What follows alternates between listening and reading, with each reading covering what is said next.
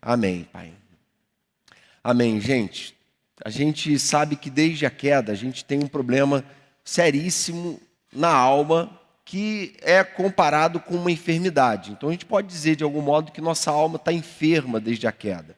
A natureza pecaminosa que afeta a gente é prova dessa enfermidade. E essas enfermidades da alma, às vezes até se somatizam, não é? Isso que são descobertas um pouco mais recentes, das últimas décadas, a somatização de doenças emocionais, pessoas que por causa de problemas emocionais desenvolvem gastrites, úlceras e uma série de transtornos e problemas de natureza física. O fato é que nem toda doença é por causa de pecado, mas todo pecado desemboca em algum tipo de enfermidade, mesmo que não seja física, certamente da alma. E a boa notícia é que Jesus ama gente doente. Ele ama tanto gente doente da alma, que ele chegou ao ponto de dizer que ele só veio para quem é doente. Ele não veio para gente que é saudável. Ele não veio para gente que olha para dentro de si e fala, olha como eu sou bom, olha como eu não tenho nada para ser consertado.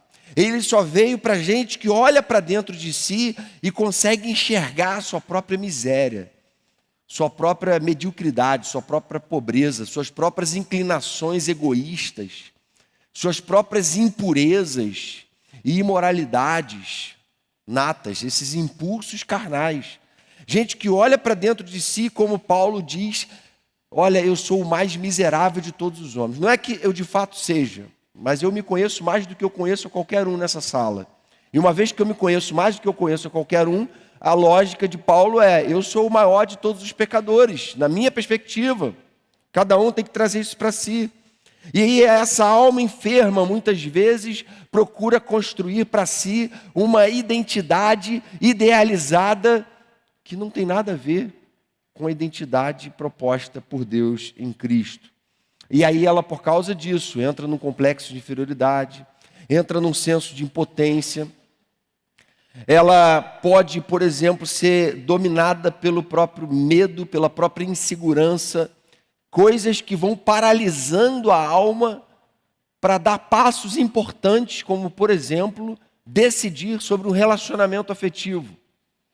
E a alma fica paralisada, congelada, adoecida, não consegue dar esse passo, dar um passo em direção a uma carreira, ao trabalho, a uma proposta de emprego, ou a lutar por isso, dar um passo, às vezes, na direção da cura do próprio coração, ou melhor, um passo contrário ao pecado, que muitas vezes tem mantido a pessoa escrava, mantido a pessoa presa, e a pessoa vai ficando com a vida toda paralisada, desequilibrada, travada, e ao invés de a vida dela ir cada vez mais deslanchando, cada vez mais as coisas vão se resolvendo, cada vez mais os problemas vão se solucionando, cada vez mais ela tem certeza de que ela está no centro da vontade de Deus para a vida dela, cada vez mais ela olhar para dentro de si e enxergar a doença e obter de Jesus a cura, ela pode cada vez mais ficar paralisada. E esse texto fala para nós, na verdade, de um caso de uma cura que Jesus fez num homem paralítico. A maioria deve conhecer bem essa história, no tanque de Betesda. A gente vai ler ela e a gente vai ver que muitas vezes, na verdade, a gente não tem uma paralisia física, a gente não tem problema físico nenhum, né? Nem mesmo psicossomático.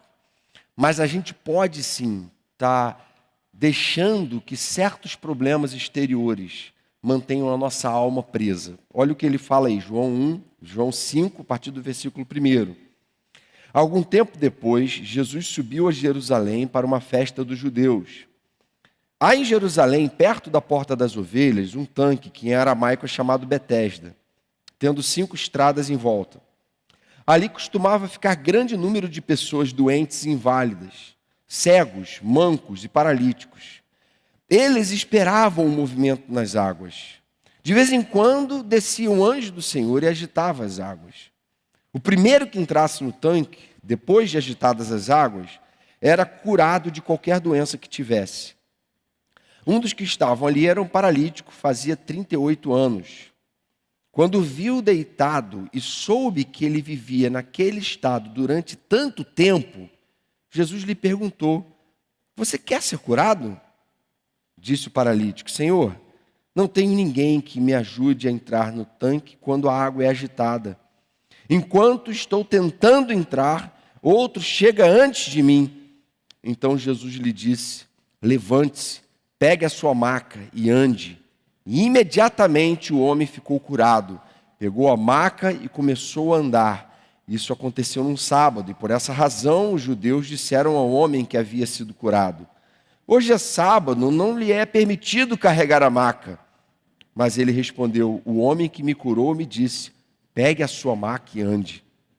Então lhe perguntaram: quem é esse homem que lhe mandou pegar a maca e andar? O homem que fora curado não tinha ideia de quem era ele, pois Jesus havia desaparecido no meio da multidão. Mais tarde, Jesus o encontrou no templo e lhe disse: olhe, você está curado, não volte a pecar, para que algo pior não lhe aconteça. O homem foi contar aos judeus que fora Jesus quem o tinha curado. Amém? Até aqui. Então, gente, o texto fala desse homem que havia 38 anos, estava enfermo, estava adoecido, estava paralítico, e a sua vida então estava reduzida àquela paralisia, a ponto de ele desejar a cura. E havia paralíticos, na verdade, por toda parte, mas aquele homem, naquele dia, estava no lugar de cura. Mas, na verdade, ele estava no lugar de quase cura, não é? Ele não estava num lugar em que ele estava obtendo a cura, ele estava no lugar em que a cura em potencial acontecia. Mas por 38 anos, a cura não vinha. Ele estava no lugar certo, mas não estava obtendo o resultado desejado. Nossa alma também pode passar por uma situação semelhante. A gente pode estar no lugar certo. A igreja é o lugar de cura, a gente sabe disso. A igreja é o lugar que Deus escolheu para chamar de sua casa. A igreja é o lugar em que os redimidos comungam, vivem em comunhão. E nessa comunhão, então, a cura brota. E nesse prazer que Jesus tem de encontrar enfermos e curar enfermos, Ele também está aqui essa noite hoje, para ir de encontro ao meu e ao seu coração. A palavra diz em Isaías 53 que Jesus tomou sobre si as nossas enfermidades e sobre si levou as nossas doenças. Jesus levou sobre si aquilo que era efeito da queda, destruição que o pecado tinha causado na humanidade. E aí a pergunta é: o que pode estar me mantendo ou te mantendo doente por tanto tempo? Por que razão talvez haja coisas que já deviam ter saído da sua vida há muito tempo, mas ainda não saíram? Por que razão há certas paralisias na tua alma que têm te impedido de experimentar um projeto pleno de Deus para a sua vida e romper, talvez, com o passado, romper com traumas, se é que essa não seria uma linguagem muito técnica da psicologia, romper com amarras emocionais que têm travado a sua vida e impossibilitado você de dar o próximo passo rumo à liberdade em Cristo, rumo a uma vida plena, cheia do Espírito, a uma vida frutífera, a uma vida vigorosa, a uma vida segundo Deus te criou para viver e me criou para viver. O que pode estar impedindo isso? Na verdade, esse texto ele vai responder a duas perguntas. O que nos leva a conviver com a possibilidade de cura, no lugar de cura, sem a gente nunca ser curado? E por que em Jesus nós podemos experimentar, enfim, a cura? O primeiro obstáculo à cura que o texto mostra para a gente é a conformidade com a doença. Jesus, diz o texto, fica impressionado de ele estar assim há tanto tempo. Tantos anos se passaram e ele está assim ainda. E Jesus então se volta para ele e diz assim: olha, você quer ser curado? Não acredito que você está aqui há tanto tempo e não foi curado ainda. É preciso haver uma reflexão aí. E Jesus faz essa pergunta óbvia para ele. Essa pergunta que poderia soar até como uma ofensa. Como assim, Jesus? Eu estou aqui no lugar de cura e eu sou paralítico. O que eu vim fazer aqui? É óbvio, eu quero ser curado. Mas Jesus não fazia perguntas ao vento. O que Jesus queria dizer com essa pergunta era o seguinte: olha, é possível que você esteja no lugar da cura, que você precise de cura, isso seja uma coisa evidente, e mesmo assim você não queira a cura. E mesmo assim você não esteja tomando a decisão, dando um passo significativo no sentido de buscar uma cura verdadeira. É possível que a sua não cura tenha a ver com a falta de uma atitude sua. Invariavelmente, a verdade é que a nossa cura depende de uma atitude nossa. É uma atitude de fé, é verdade. E a gente não pode espiritualizar tudo, mas grande parte dos problemas que a gente enfrenta tem sim uma natureza espiritual. E o que Deus espera é que a gente rompa com aquilo que está nos mantendo dominados pela enfermidade. Vícios, hábitos, prazeres que vão nos acomodando a uma vida presa a uma realidade aquém daquela que Deus planejou para nós, inferior. E muitas vezes isso pode até redundar em sofrimentos, mas a gente está tão condicionado a se ver como enfermo. Isso ficou tão, num certo sentido, bom para nós, tão cômodo para nós. A gente se ver e deixar que os outros nos vejam como enfermos, que a gente não sai em busca da cura, a gente não se levanta dessa paralisia. A gente sabe que Deus é todo-poderoso, a gente sabe que Ele veio para nos dar vida, a gente já tem vivido diante dEle, mas a gente não faz a nossa parte no sentido de romper com aquilo que Deus nos chamou a romper. E essa é uma primeira questão que Jesus coloca para ele. Mas aí a resposta dele mostra que esse não era o caso dele. Pode ser o meu e o seu caso hoje, mas não era o caso dele.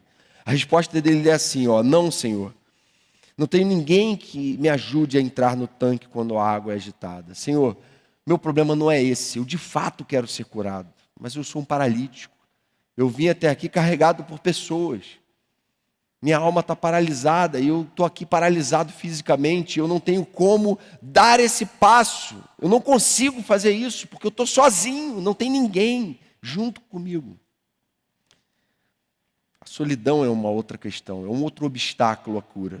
E há duas razões pelas quais alguém pode estar sozinho, pode estar isolado. Uma delas, gente, é porque as pessoas foram alijadas pela sociedade, marginalizadas, podem ter sido alijadas pela igreja, podem ter sido excluídas, podem ter sido vítimas de exclusão social mesmo. Isso acontece, infelizmente, o pecado, a realidade do pecado.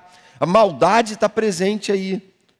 E aí, naquele momento, era um momento em que estava havendo festa em Israel. E o povo, então, estava em festa.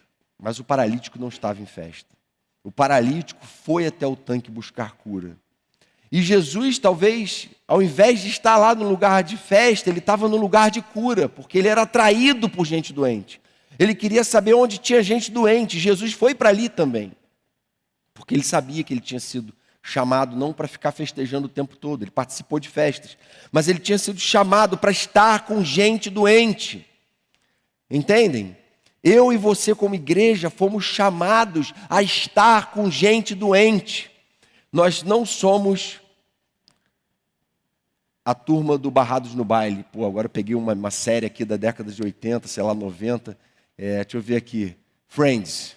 Aí passei para a década de 2000, né?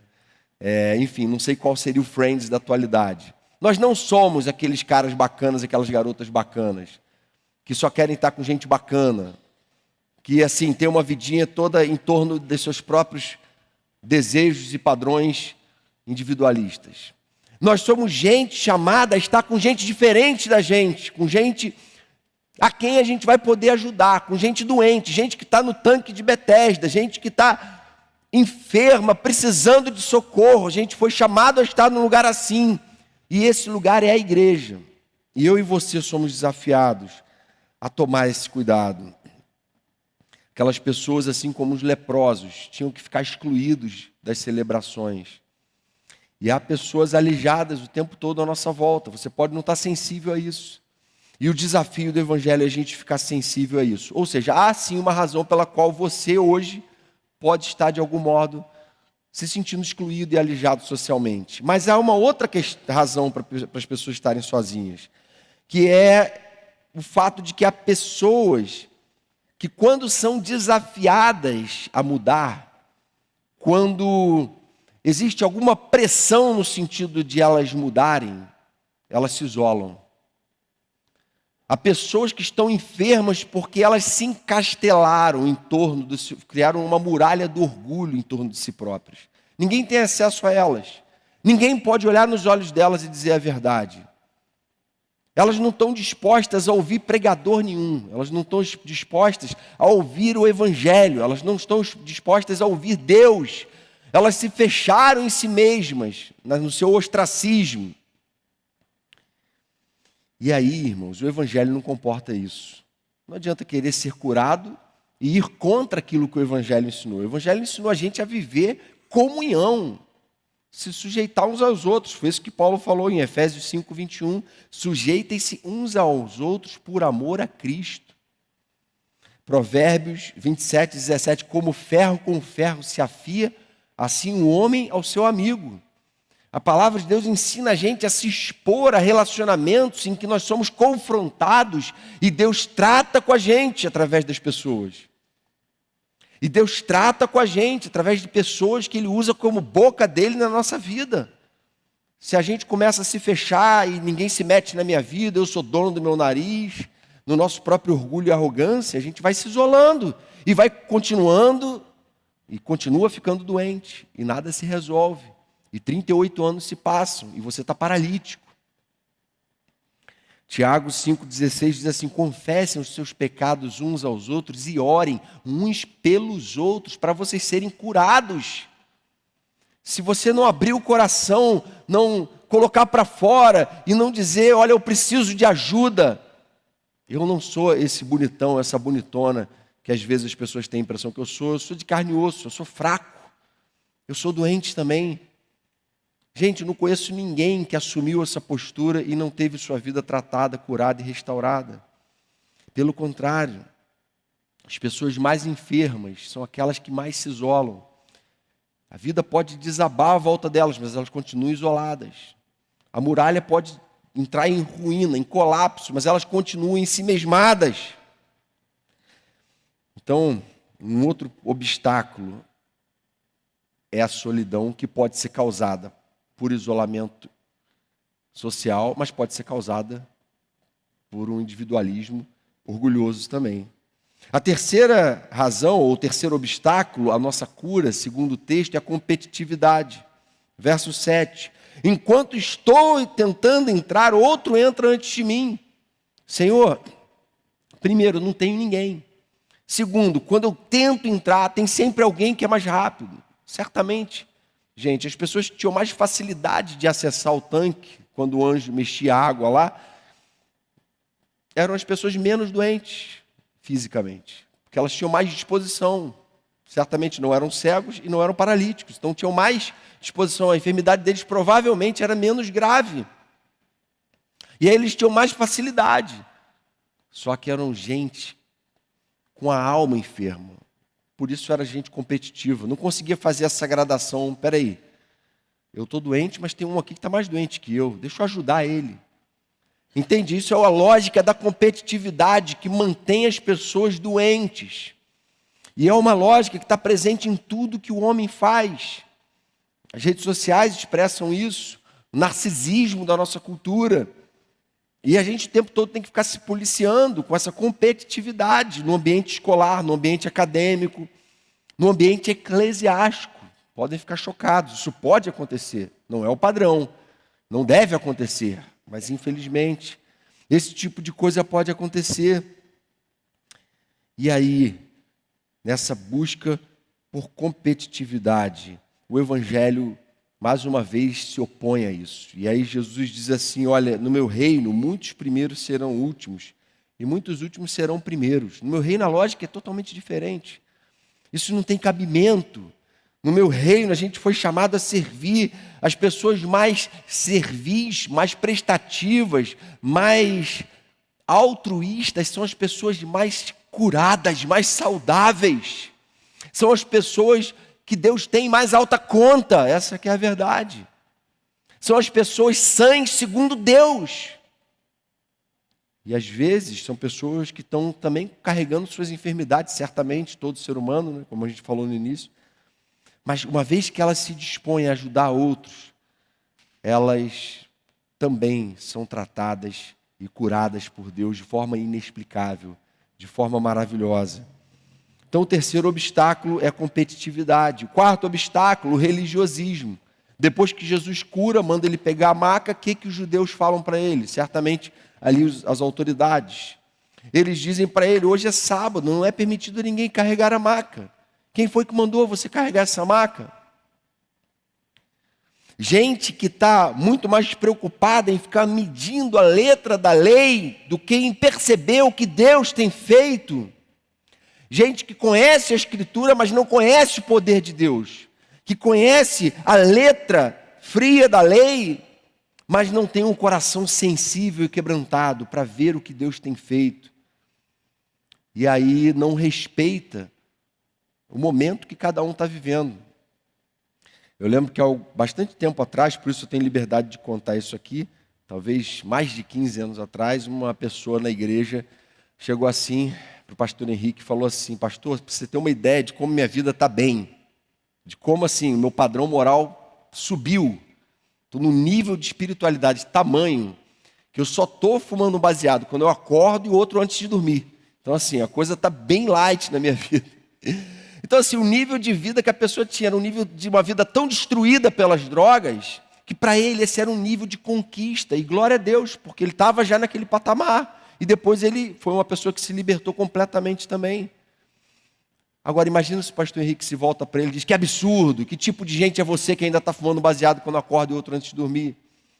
E é o que a gente faz, a gente pode fazer, ter um religiosismo tóxico, nocivo, que age com preconceito, que nutre fofoca, maledicência, que julga as pessoas, que fala mal dos outros por trás, que tem prazer. Gente, se você detectar no seu coração prazer em falar mal de alguém, olha, fique em jejum no dia seguinte e fala, Senhor, purifica o meu coração da desgraça desse prazer. Porque isso é o tóxico para a vida da igreja, para a vida em comunhão. A gente precisa, como servo de Jesus, toda vez que a gente olhar para alguém que errou, seja um erro pequeno ou um erro feio, a gente falar, Senhor, tem misericórdia dessa pessoa e orar por aquela pessoa na hora. O erro do outro não pode alegrar de forma alguma, em medida alguma, o coração de nenhum cristão. O erro do outro tem que ser a nossa tristeza. Tem que ser motivo de muita contrição, quebrantamento, tristeza, de procurar a pessoa com amor e dizer como pode. O Evangelho quer te libertar disso. A mensagem de Jesus é para que você pare de fazer isso. E eu estou aqui como irmão para caminhar com você a segunda milha, a terceira, quantas vezes for preciso, e te ajudar a sair dessa situação. Essa é uma atitude cristã com alguém que errou, e não uma atitude de fofoca, de maledicência. A gente tem que ser tratado, e o ambiente da igreja tem que ser um ambiente de cura. Aqui tem que ser lugar de cura, amém, irmãos? E a gente precisa crescer espiritualmente nesse sentido. Martin Lloyd Jones usava uma expressão para essa situação dos fariseus aqui, que era ortodoxia morta. Dizia que a gente corre o risco de ser uma igreja ortodoxa. Uma igreja, a ortodoxia é uma coisa boa, né? Orto, correto, doxas, lei, doxa, lei, né? Então, aqueles que seguem corretamente a lei, amém. O problema é quando a gente está na busca de obedecer e de conhecer a lei, e a gente acaba com isso agindo com um senso de superioridade em relação aos outros, fazendo como os fariseus faziam, e acabando assim por anular os princípios mais elementares da palavra de Deus. Foi o que Jesus falou, vocês estão coando mosquitos e engolindo camelos. Vocês estão sendo legalistas e caprichosos e criteriosos com bobagens. E estão agindo com falta de misericórdia, com aquilo que é mais básico no Evangelho. Falta de amor, falta de cuidado, falta de temor no falar. E aí o Evangelho ensina a gente, irmãos, a acabar com esse religiosismo. Deus não nos chamou a um religiosismo morto, mas a saúde espiritual. E a saúde espiritual é medida pelo tanto que nós somos capazes de promover saúde à nossa volta, na vida das pessoas que vivem com a gente, pelo tanto que a gente impacta positivamente a vida delas. O quinto e último obstáculo aqui é o próprio pecado. Jesus termina, por isso eu li até o final. Aliás, quem não fez a devocional hoje se deu bem, que já leu 15 versículos, já valeu pela devocional de hoje. No verso 14, olha, você está curado, mas é o seguinte, não volte a pecar, para que algo pior não te aconteça. Você pensa que a sua maior enfermidade era a paralisia, não é? Mas não é não. Tem uma coisa que é ainda pior do que a paralisia, que pode enfermar, entrevar você muito mais do que a paralisia física. E essa coisa se chama pecado. Tem uma coisa que pode, ser um verdadeiro obstáculo à sua cura, que é o seu próprio pecado. Que é você nutrir no seu próprio pecado, ou nutrir o seu próprio pecado de forma patológica. Nem toda enfermidade é consequência direta do pecado, mas todo pecado adoece. Não foi isso que eu falei no início? A gente tem que ficar ligado, porque viver entregue ao pecado é viver entregue a uma vida enferma, a uma vida mentirosa, enganosa, uma vida que não vai dar frutos, que não vai ser relevante, que não vai fazer diferença, que não vai expressar amor. O pecado incapacita a gente a amar, incapacita a gente a ter misericórdia, incapacita a gente a viver uma vida santa para a glória de Deus. Por isso, ele tem que ser tratado com todo rigor por nós mesmos. A gente tem que lidar com ele com asco, com pavor. O novo nascido é alguém que tem pavor do pecado. É alguém que sempre vai enxergar o pecado como uma tragédia, como uma coisa terrível, como veneno para a alma. Novo nascido, aquele que de fato encontrou Jesus, foi salvo, nasceu de novo, tem o Espírito Santo, é alguém que não vai conseguir conviver com isso. Paulo fala, não é, que há uma tristeza boa, segundo Deus, que produz arrependimento nos que têm sido por ela exercitados, mas há uma tristeza segundo o mundo que produz morte.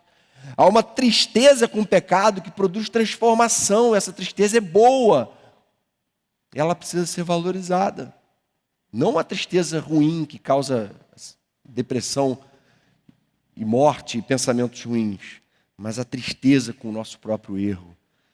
E aí, gente, eu não sei que pecados você cometeu ultimamente, como é que está o seu coração em relação a isso, mas eu sei o seguinte, se você está triste com o que você fez, se você está cansado do pecado, se você está assim, sem paciência mais com isso, se você está desesperado para que Deus venha até você e te dê a cura, você pode ter certeza que você nasceu de novo, que você tem o Espírito Santo. Mas por outro lado, se você está numa boa, tranquilo, administrando o seu pecado, elaborando suas próprias teologias, suas próprias leituras e interpretações do que Jesus falou, do que os profetas falaram, aí a coisa está feia. Aí a coisa está feia. Então, não volte a pecar, para que algo pior não aconteça. E muitos, naquele tempo, então, estavam doentes por causa do pecado. Então, a gente respondeu a primeira pergunta, por que as pessoas estão doentes? Por que existem obstáculos à cura? E a segunda pergunta que a gente vai responder é, por que em Jesus podemos experimentar cura? A primeira razão é que Jesus é atraído por gente doente, como eu e você. Jesus hoje está aqui olhando para dentro de mim e de você, coisas que ninguém sabe sobre nós. E Ele está atraído por você, no sentido de querer derramar sobre você e sobre mim a cura.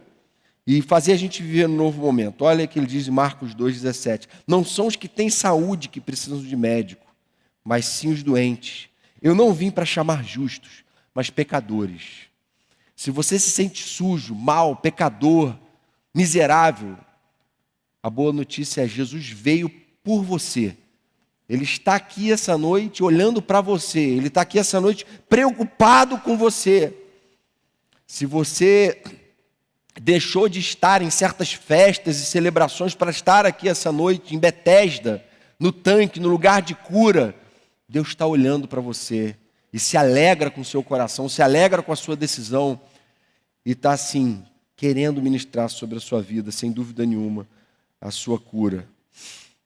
E a cura, irmãos, sem dúvida nenhuma, é para aqueles que têm buscado ao Senhor, aqueles que têm aprendido a amar ao Senhor.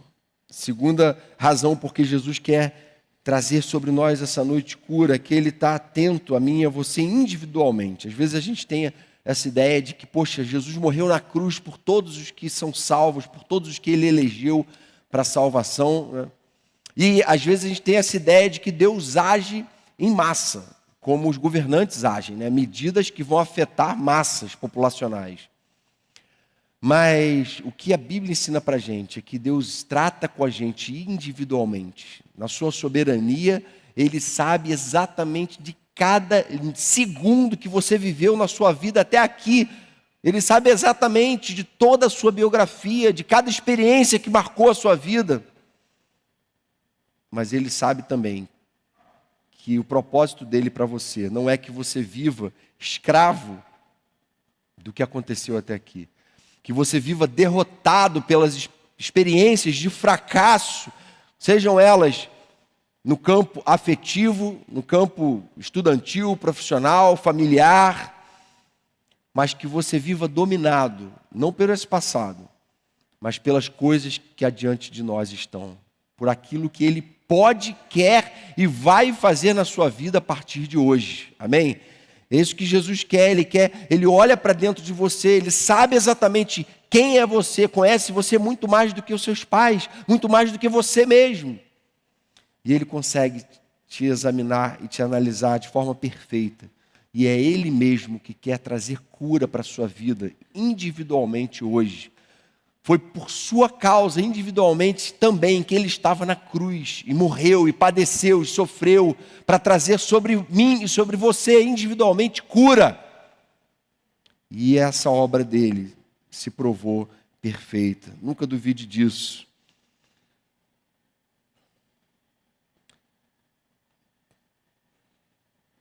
Terceira razão pela qual Jesus quer ministrar cura hoje. Ele quer saber se estamos comprometidos com a nossa própria cura.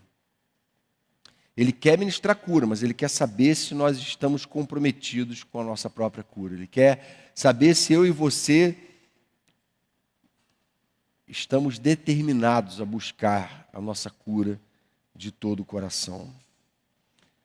Jesus veio para os doentes e a igreja é um lugar de cura, mas a cura só vai ser experimentada por aqueles que buscam o Senhor de todo o coração. Por aqueles que querem deixar o passado para trás, por aqueles que querem hoje dizer para Ele: Senhor, eu quero que a partir de hoje o Senhor faça tudo novo na minha vida. O GoCamp está vindo aí 11 dias só. Eu não quero, Senhor, ir para o GoCamp naquele clima de, acampamento jovem, que, vamos zoar, vamos brincar, vai ser legal, amém, só isso, a gente volta do mesmo jeito. Não é isso que eu quero. Eu quero que seja mais uma oportunidade de o Senhor revolucionar a minha vida. Eu quero que o Senhor revolucione a minha vida daqui para frente. E eu vou tomar decisões e atitudes sérias e sinceras nesse sentido. Feche seus olhos, vamos fazer uma oração ao Senhor. Colocar diante dele a nossa vida. Esse é o momento de você pensar em tudo que foi dito, na palavra de Deus. Colocar seu próprio coração diante de Deus em oração. Aquele mesmo Jesus que estava ali com aquele paralítico, Ele está aqui hoje. É isso que a palavra nos promete. Onde 2 ou 3 estiverem reunidos, eu ali estou no meio deles. Onde há o Espírito de Deus, aí há liberdade. aí a cura, aí há a abundância de vida, vida renovada.